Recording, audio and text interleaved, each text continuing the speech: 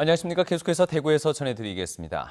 절기상으로 동지인 오늘 대구와 경북 지역엔 오후부터 비가 내리고 있는 가운데 내일 낮까지 20에서 60mm, 울릉도와 독도엔 30에서 80mm 더 내리다 그치겠습니다.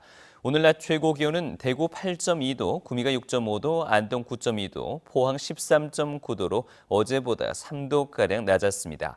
내일은 비가 그친 뒤 흐리겠고 아침 최저기온 대구 7도, 안동 8도, 낮 최고 기온은 대구 12도, 안동 10도로 예상됩니다. 대구 기상지청은 비가 그친 뒤에 기온이 뚝 떨어져 추워질 것으로 내다봤습니다.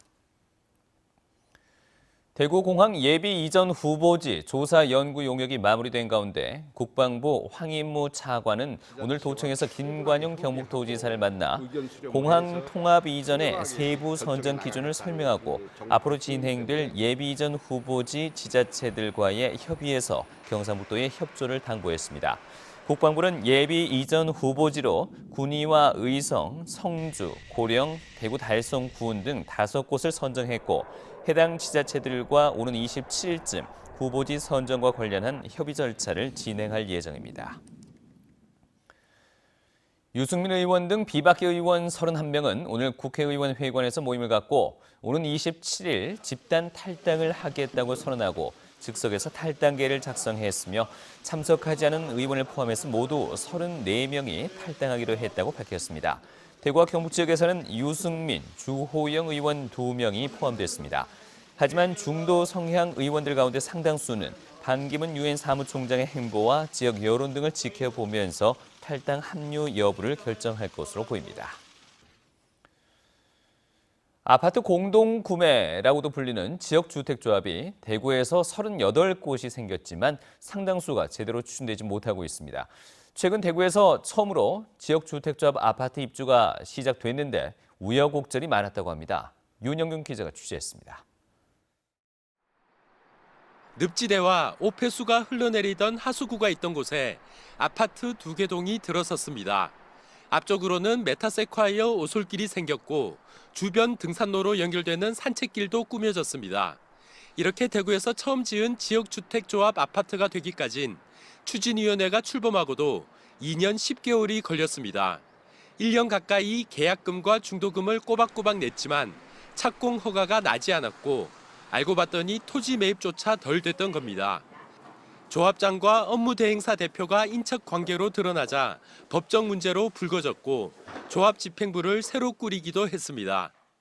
탈퇴를 한다 하더라도 사유가 있어 공동분담금, 그러니까 이제 뭐 홍보비라든가 그 기본 그 공사 금액을 제한 금액이 들어간 부분을 공제를 하기 때문에 결국은 내가 투입한 돈을 못 받아가는.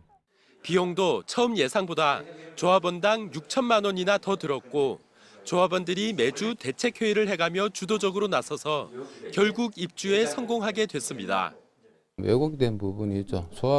주민들이 주도가 돼야 되는데 특정 이제 일명 업무 대행사라는 분들이 나서서 사업적으로 추진하다 보니까 조금 왜곡된 부분은 있습니다.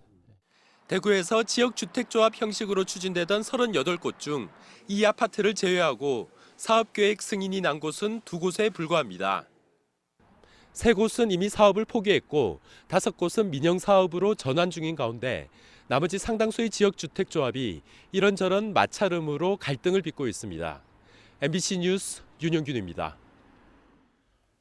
이달 들어서 독감으로 등교 중지된 학생이 대구와 경북에서만 6천 명에 육박하고 있습니다.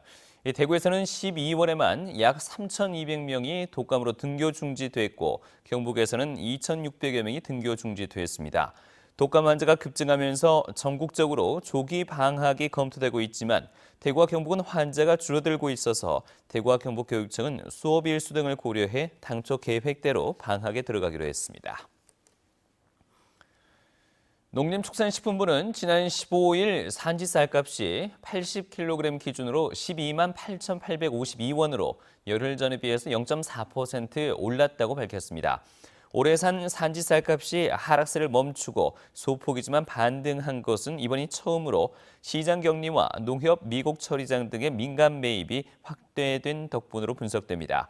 하지만 여전히 쌀값이 13만 원 아래에 머물고 있어 가격 상승세가 이어질지는 좀 더 지켜봐야 한다는 전망이 나오고 있습니다. 농협 대구지역본부는 조류 인플루엔자 발생 탓에 위축된 소비 심리를 살리기 위해서 오늘 대구 구내 식당에서 삼계탕으로 점심 식사를 하고 지역 농협은행과 농협 전 지점에서 매주 수요일에 닭고기를 점심 식단에 넣도록 했습니다. 또 23일엔 대구시청에서 1,000만 원어치의 닭고기 전달식을 갖고 사회복지 공동모금회를 통해서 어려운 이웃들에게 보낼 예정입니다.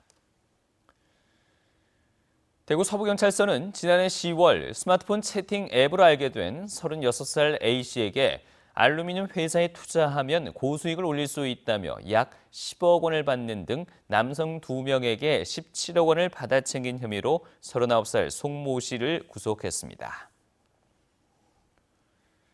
지금까지 대구에서 전해드렸습니다. 고맙습니다.